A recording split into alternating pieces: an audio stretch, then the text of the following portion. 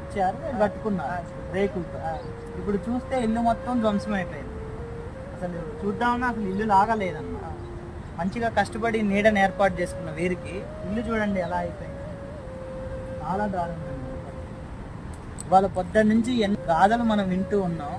చూడండి, కనీసం చెరువు ప్రాంతానికి చెందిన వీళ్ళకి ఎంత ఇబ్బందికరమైన పరిస్థితి. ఇంకా ఎక్కువగా సహాయం చేయాల్సిన పరిస్థితి అయితే వీరికి ఉంది. ఎందుకంటే పూర్తిగా నివాసం చెల్లా చెదరైపోయింది. కాబట్టి మన స్వచ్ఛంద సేవా సంస్థ నుండి మనకు తోచిన సాయం ఏదో చేయాలి అని వీళ్ళకి చేస్తుంది.